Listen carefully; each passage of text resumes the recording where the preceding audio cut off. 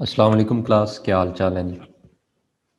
अच्छा जी, हम last time discuss कर रहे थे कि हमने ट्रैफिक मॉनिटरिंग के अंदर किन किन चीज़ों को एनालिसिस करना है।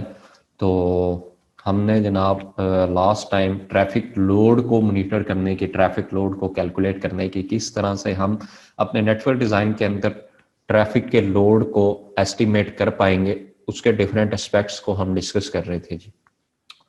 नंबर 3 एस्पेक्ट हमारे पास है refining the estimate of the traffic load causing bye the application.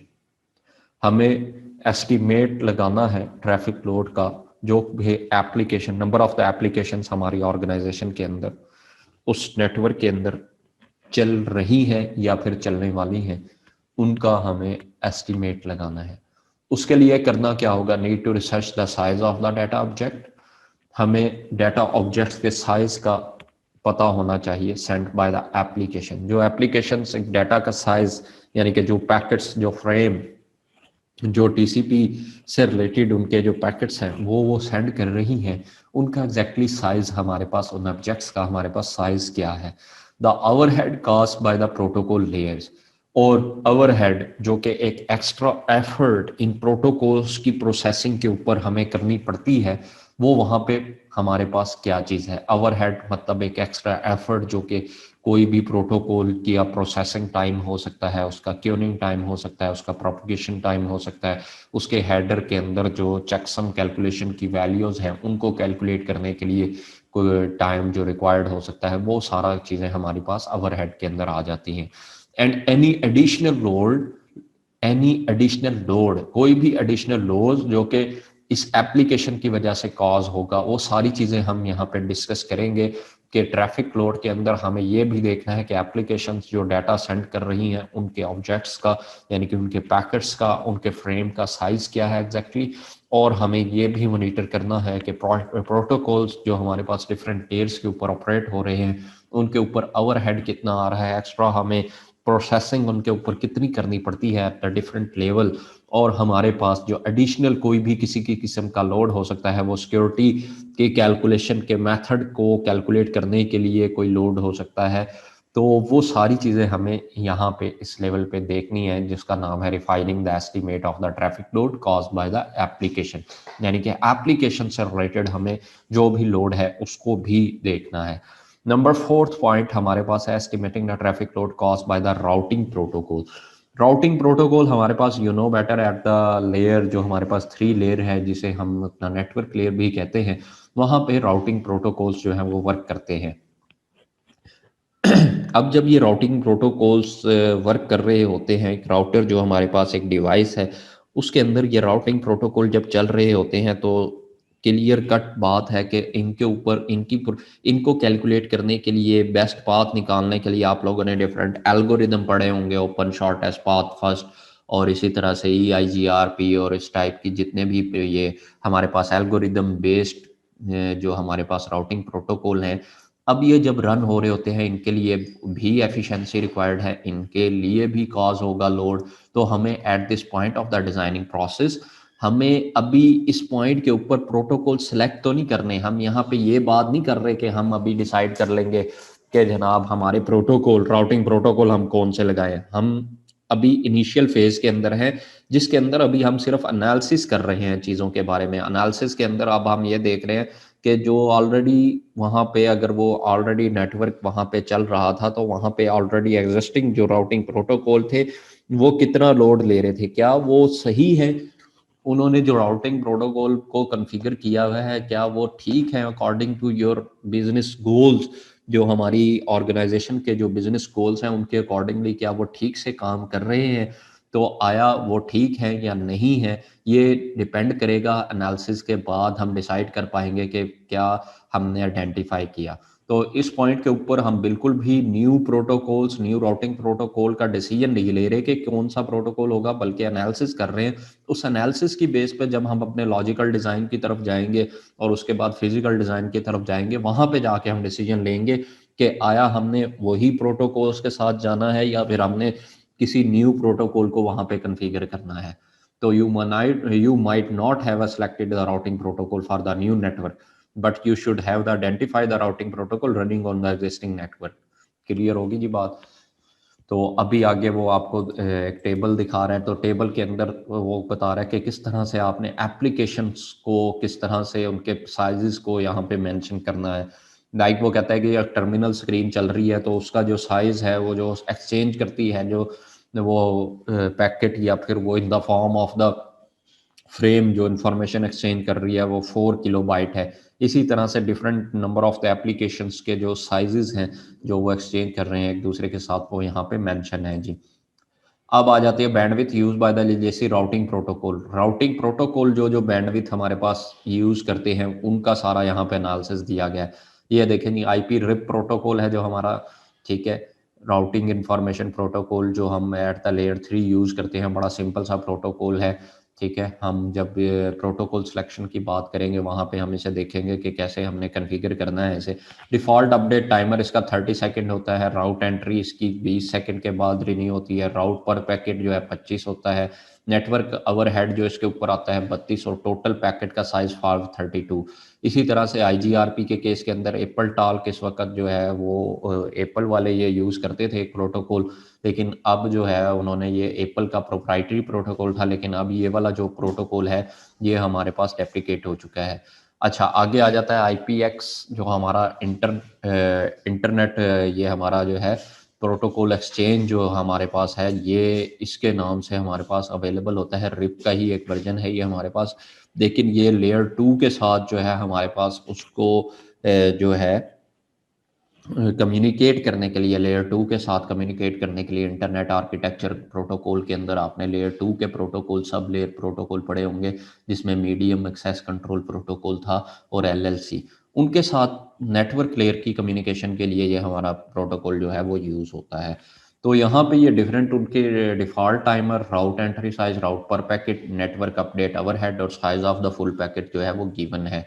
इसी तरह से आप भी यहाँ पे अगर यहाँ पे कोई ओएसपीएफ प्रोटोकॉल जो है वो यूज़ कर रहा है, तो वो जनाब यहाँ पे मेंशन करेगा कि ओएसपीएफ जो है वो उसका डिफ़ॉल्ट पैक टाइमर कितना है, डिफ़ॉल्ट राउट एंट्री कितनी है, इसी तरह राउट पर पैकेट कितना है, नेटवर्क ओवरहेड कितना लेता है और size of the full packet कितना है जी। नेक्स्ट हम उसी को कंटिन्यू करते हैं। अब कुछ क्वेश्चन हैं जो हमें क्लियर करेंगे कि किन चीज़ों को हमने किस तरह से लेके चलना है for the identification of the traffic load. How do you actually determine what size data lines are required. आपको कैसे पता लगेगा कि डाटा लाइंस जो हमें रिक्वायर्ड हैं वो हमारा, हम क्योंकि नया नेटवर्क बनाने जा रहे हैं, हमें कैसे पता लगेगा कि क्या डाटा लाइंस हमें रिक्वायर्ड है। ठीक है, हमें कितनी बैंडविड्थ रिक्वायर्ड है, कितनी नई बैंडविड्थ रिक्वायर्ड, कौन सा मीडिया जो है वो हमें उस बैंडविड्थ को सपोर्ट करवा सकेगा, कौन सा नहीं। तो ये this is the often very difficult and in exact, हमें एक्चुअल के अंदर इस एग्जैक्टली जो है बहुत डिफिकल्ट है इसको मैयर करना जी। तो वेरी डिफिकल्ट है जी इसको एग्जैक्टली मैयर करना, कि इन एग्जैक्ट जो है हम वो उसका साइज जो है डाटा लाइंस का वो उसको मैयर कर सके। फार्मूलाज अवेलेबल हैं जिसके अंदर हम टाइम निकालते हैं। अगर आपको याद हो तो आपने सीसीएन के अंदर, कंप्यूटर कम्युनिकेशन नेटवर्क के अंदर डिले का फार्मूला, थ्रूपुट का फार्मूला, इसी तरह से आपने ट्यूनिंग टाइम और डिफरेंट जो times required for the source to destination जो है, हमें पैकेट को सेंड करने के लिए जितना भी टाइम रिक्वायर्ड है, और जो वो हमारे पास बैंडविड्थ जो है आपके पास आ जाती है कि इतना जो है हमें लेटेंसी जो है वो कॉज होगी, इतनी थ्रूपुट मिलेगी, वो सारे फार्मूलाज तो अवेलेबल हैं। But often the best way is to send the normal files over a control circuit and a time it. Best path, best way जो हमारे पास वो क्या होता है कि आप एक सोर्स और डेस्टिनेशन सेलेक्ट करें। एक कंप्यूटर है, यानी कि एक कंप्यूटर पीसी ए से आप एक अपने ही वहाँ पे ऑफिस में, अपनी ही ऑर्गेनाइजेशन में एक पीसी जो है उसको डेस्टिनेशन बनाएं। उनको एक, दोनों के दरमियान में एक फ़ाइल को सेंड किया जाए, ठीक है, और उस फाइल को कंट्रोल, उसको एक मॉनिटर किया जा रहा हो विद द सॉफ्टवेयर। और वो मैंने आपको बताया था कि मॉनिटरिंग के लिए हम, और इन पैकेट इंस्पेक्शन के लिए हम जो सॉफ्टवेयर यूज़ करते हैं वो वायर शार्क के नाम से जनाब आप यूज़ करते हैं। तो इजीली उसके साथ हम उसको मॉनिटर करके देख सकते हैं कि किस लेवल पे उसके साथ क्या हो रहा है। अभी इसी की डिटेल आगे मैं दिखाता हूँ आपको। अब जो फाइल आप सेंड करेंगे, the file is not going to cross the network in one big monolithic package. ऐसे नहीं होगा कि जनाब आपने एक फाइल सेंड की, उसका 100 MB अगर एक साइज है तो वो 100 MB की फाइल जो है पूरी वो एक ही बड़ी फाइल जो है वो सेंड हो रही है, ऐसे नहीं होगा। क्योंकि हम जिस नेटवर्क की बात कर रहे हैं इस वक्त, जो नेटवर्क हमारे पास अवेलेबल है उस नेटवर्क को कहा जाता है this is the packet switching network. और पैकेट स्विचिंग नेटवर्क के अंदर सबसे पहले जो हमारी फाइल है उसके साथ होता क्या है, उसके साथ ये होता है कि वह हमारा जो फाइल है उसको डिवाइड कर दिया जाता है into the packets. It will be the divide into the packets and each packet will have a size, और हर पैकेट का एक साइज होगा, hopefully as big as the 1500 byte. और हर पैकेट जो है वो एग्जैक्टली हम बात करते हैं द डाटा लिंक लेयर की, तो हर पैकेट हमने कहा, और हम बात करते हैं अगर नेटवर्क लेयर की कि 1500 बाइट्स का हमारा पैकेट होता है। लेकिन इसके अंदर 1500 बाइट के अंदर कंप्लीट हमारा डाटा ही नहीं होता, बल्कि इसके अंदर क्या क्या चीज़ें होती हैं डिपेंड्स अपॉन द प्रोटोकॉल, जिसमें से अपर लेयर के कुछ प्रोटोकॉल होते हैं, configuration setting, application operating system and so on. Headers involve होते हैं, डिफरेंट लेयर्स अपने हेडर लगाती हैं, इसी के अंदर आपका FCS कैलकुलेट हो रहा होता है, इसी के अंदर आपका CRC कैलकुलेट हो रहा होता है, इसी के अंदर आपकी सिक्योरिटी की फील्ड होती है, इसी के अंदर आपकी जो फ्लैग्स की फील्ड होती है। तो वो सारी चीज़ें मिलके वो कह रहा है कि आपका जो पैकेट का साइज है वो 1500 बाइट होता है। ये यहाँ पे आगे वो मेंशन भी कर रहा है कि each 1500 byte packet will be the encapsulated in the frame relay header. तो वो जो हमारे पास 1500 बाइट का पैकेट है ना, वो इनकैप्सुलेट हुआ हुआ होता है किसके अंदर, फ्रेम रिले हेडर के अंदर। यू नो बेटर के फ्रेम रिले हमारे पास क्या है, फ्रेम रिले हम यहाँ पे यूज़ करते थे, हम पैकेट स्विचिंग के अंदर यूज़ करते थे। और हमने कहा था कि हमारे पास एक virtual circuit identifier VCI number use होता है सोर्स डेस्टिनेशन तक हर पैकेट को पहुंचाने के लिए। यानी कि सबसे पहले तो हमारे पास एक फाइल आई, और फाइल के साथ हमने क्या किया, उस फाइल के साथ उसको छोटे छोटे टुकड़ों में डिवाइड कर दिया जिसे हमने पैकेट कहा। हर पैकेट एक अलग पाथ से हो के जो है वो फ़र्ज़ करें हमारा जो डेस्टिनेशन है वो हमारे पास अमेरिका है और हम इस वक्त पाकिस्तान के अंदर बैठे हुए हैं।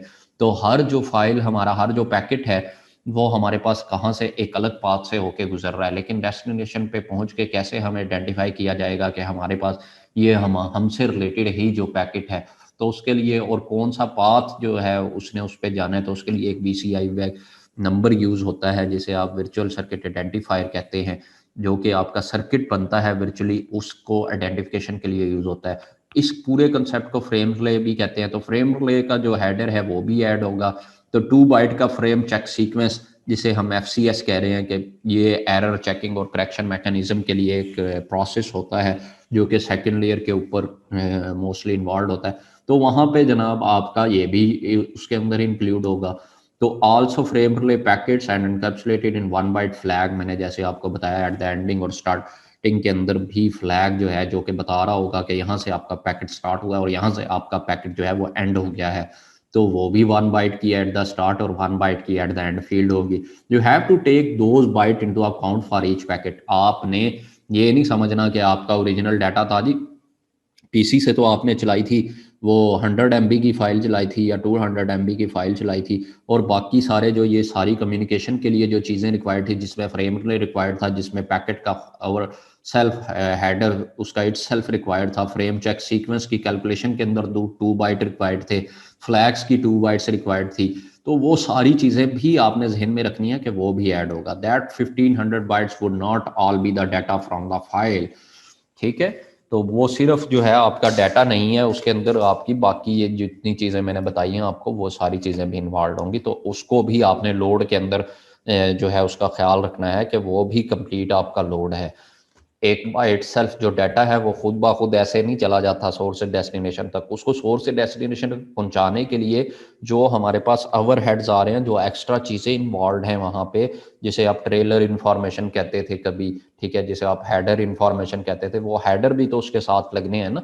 तो वो सारी चीज़ें भी यहाँ पे इन्वॉल्व हैं। जैसे अभी यहाँ पे मजीद आपको उसी चीज़ को समझाने की कोशिश कर रहा है कि sum of the byte will be use by, कुछ बाइट्स जो है वो यूज कौन कर रहा होगा, नेटवर्क लेयर हेडर यूज कर रहा होगा, कुछ बाइट जो है वो आपका ट्रांसपोर्ट लेयर हेडर यूज कर रहा होगा, कुछ जो है आपके अपर लेयर जिसके अंदर आपकी सेशन लेयर आ जाती है, जिसमें आपकी प्रेजेंटेशन लेयर आ जाती है और जिसमें आपकी एप्लीकेशन लेयर आ जाती है, वो यूज कर रहे होंगे एट द एप्लीकेशन एंड।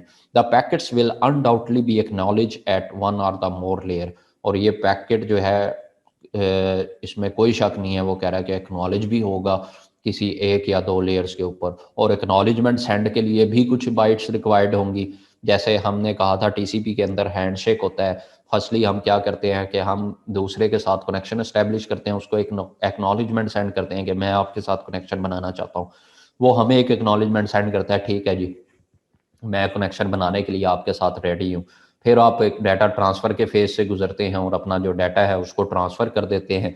और लास्ट पे जो हमारा स्टेप होता है वो हमारे पास क्या होता है, टियर डाउन फेज़ होता है, जिसके अंदर आप जो है कनेक्शन जो है वो टर्मिनेट कर देते हैं। तो यहाँ पे ये जो एक्सचेंज ऑफ एक्स्ट्रा इन्फॉर्मेशन हो रही है बिटवीन सेंडर और रिसीवर के दरमियान में, फॉर एक्चुअल, ये किस लिए हो रही है, डाटा के सेंडिंग के लिए। लेकिन ये सारी चीज़ें जो उसके लिए इन्वॉल्व हैं, डाटा को एक जगह से दूसरी जगह पहुंचाने के लिए, तो उन चीज़ों का भी आपने ख्याल रखना है, जिसके अंदर हमारे पास हर लेयर्स के अपने अपने हेडर भी हैं, जिस तरह से मैंने बताया। और जो है हमारा पैकेट जो है वो इनकैप्सुलेट हुआ हुआ है फ्रेम रिले के अंदर भी, इसी तरह जो उसके ऊपर एरर चेकिंग के लिए जो मैकेनिज्म इन्वॉल्व हो रहा है वो भी है। और हर पैकेट के स्टार्ट के अंदर एक स्टार्टिंग फील्ड और एंडिंग फील्ड जो है वो भी इन्वॉल्व है, जिसे आप फ्लैग कहते हैं। तो ये सारी चीज़ें जो हैं आपका लोड जो है वो कॉज करेंगी जी। Will you be using the protocol that allow for the sliding window, again ये वही टीसीपी वाला कंसेप्ट आ गया कि स्लाइडिंग विंडो अगर यूज हो रही है तो and can send the many packet without waiting for the acknowledge until the send window slide is close. तो आप जो है स्लाइडिंग विंडो जो है वो उसको जब तक स्लाइडिंग विंडो क्लोज नहीं हो जाती, आप जो कनेक्शन है वो क्लोज नहीं कर देते, जब तक आपके पैकेट जो है वो सेंड होते रहेंगे। If so how big is the second send window by default, अगर तो हमारे पास कितनी बड़ी विंडो का जो साइज़ है डिपेंड करेगा कि हमारा जो रिसीवर है उसकी विंडो का साइज़ क्या है। ये आप लोगों ने बड़ा थॉरोली पढ़ा हुआ है ये वाला टीसीपी के कंसेप्ट। अगर किसी को थोड़ा सा भूल रहे हैं या नहीं याद आ रहे तो रिवाइज करेंगे, इंटरनेट आर्किटेक्चर एंड प्रोटोकॉल में जाएं, वहाँ पे आपके पास टीसीपी वाली स्लाइड्स होंगी। टीसीपी वाली स्लाइड्स खोल के देखें कि ये हमारे पास स्लाइडिंग विंडो का क्या कंसेप्ट है, टीसीपी कैसे अपना कनेक्शन थ्री वे हैंडशेक जिसे हम कहते हैं वो कैसे एस्टेब्लिश करता है।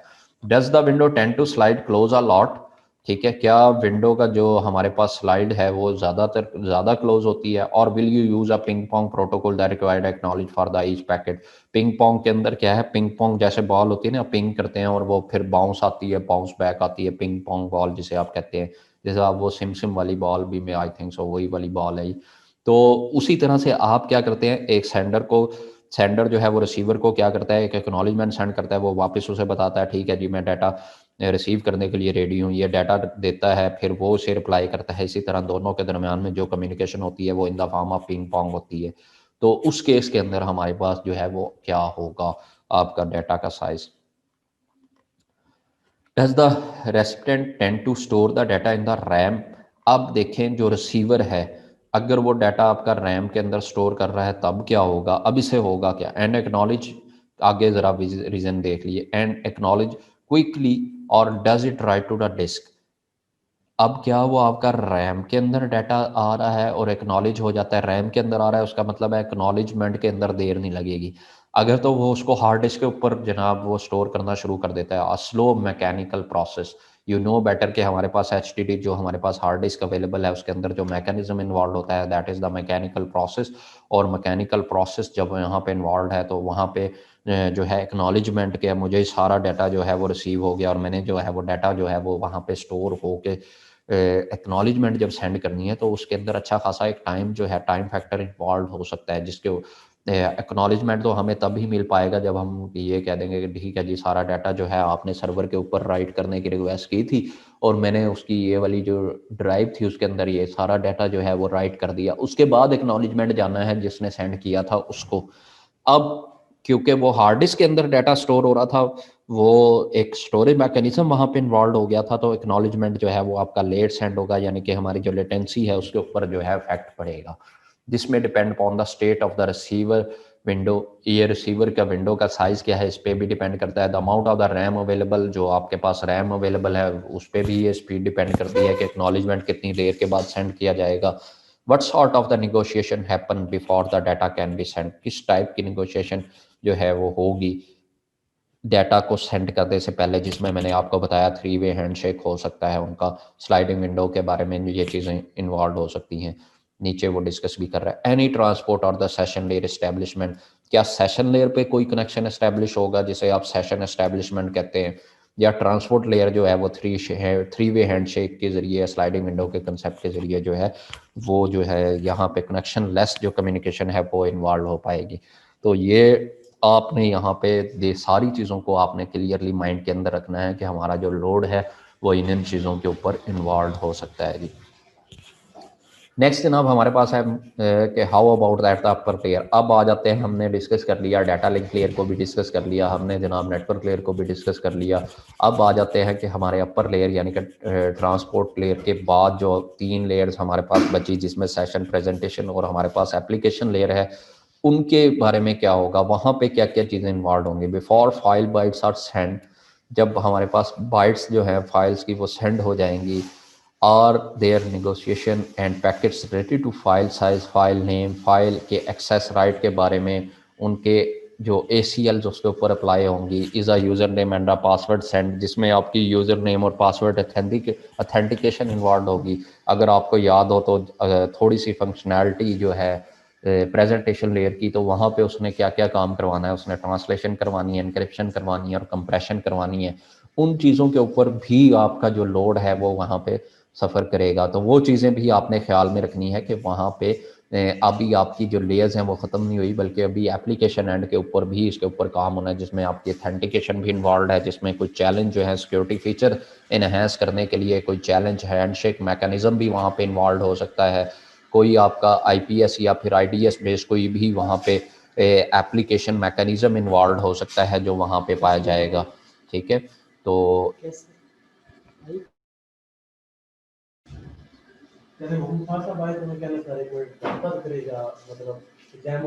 ठीक है,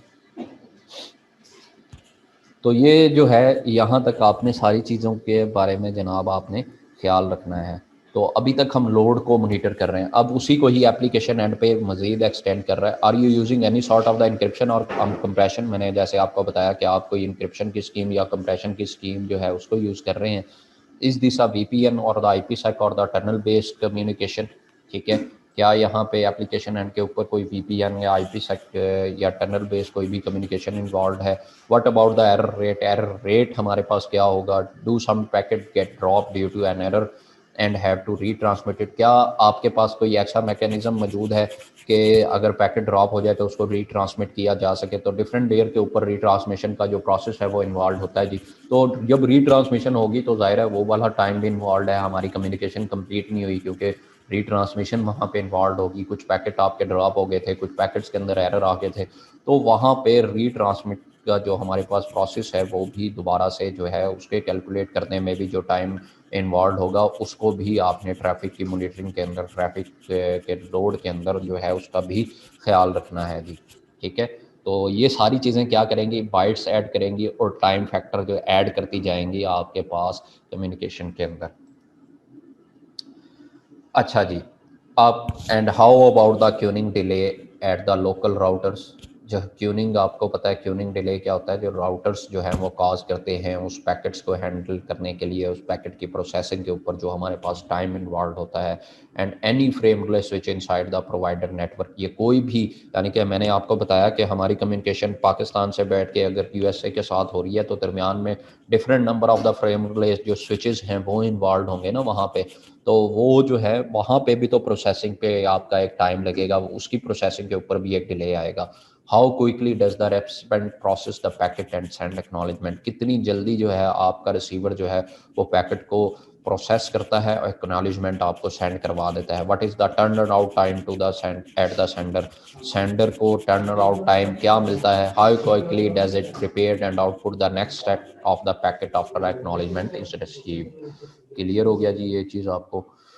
सो इन समरी, अगर हम इसको सारों को समराइज करें, आप formula may be the mathematical correct, एक फार्मूला जो है मैथमेटिकली तो करेक्ट हो सकता है, but if it not based on how data is sent on the network, अगर वो हम फार्मूलाज को यूज़ करें जो मैथमेटिकली तो ठीक है, ठीक है, लेकिन जो है how data is sent on the network, उसे उसके अंदर इतनी ये जितनी चीज़ों को अभी हमने छोटा छोटा डिस्कस किया, हर लेयर के ऊपर इसका पैकेट इन्वॉल्व हो रहा है, FCS हो रहा है, फ्रेमले हो रही है, ठीक है, एप्लीकेशन एंड पे सेशन भी बन रहा है, TCP भी हेडर भी इन्वॉल्व है, स्लाइडिंग विंडो भी है, एक्नॉलेजमेंट कितनी देर में सेंड हो रहा है, ये सारी चीज़ें जो हैं, then it will not to produce that accurate answer of this। ठीक है, so you need to get the answer about which protocol and application are sending this data. तो आपने इन चीज़ों का लाजमी जो है आंसर जो है वो तलाश करना है by using the same knowledge that you have previously discuss in this slide.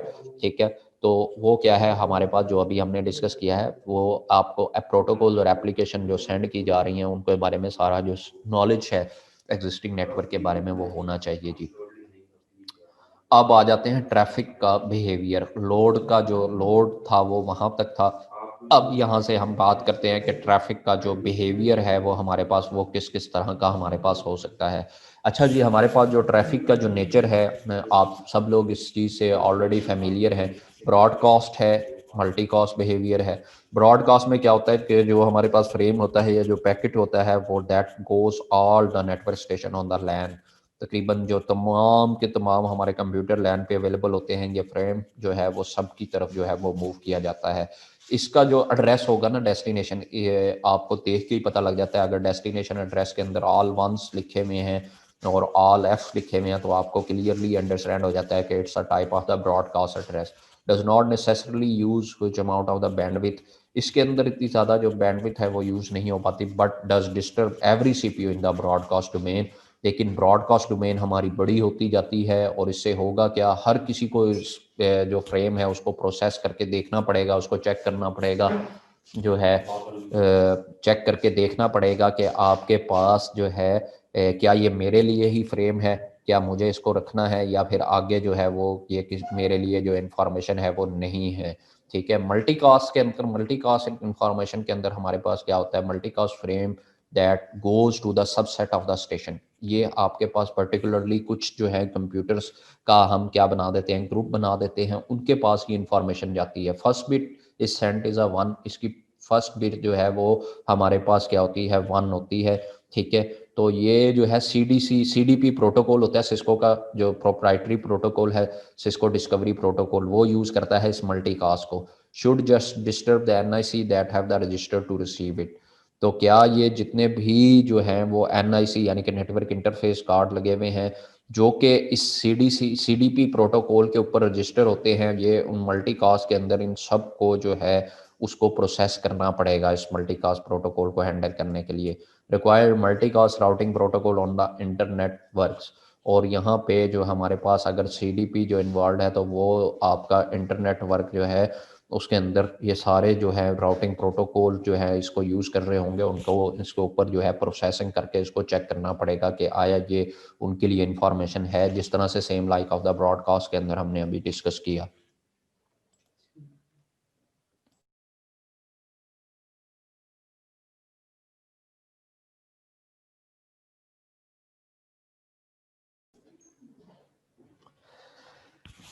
आगे आ जाती है जी आपकी नेटवर्क एफिशिएंसी। हम किस तरह से efficient refers to efficiency refers, अब कैसे कैलकुलेट की जा सकेगी एफिशिएंसी हमारे पास।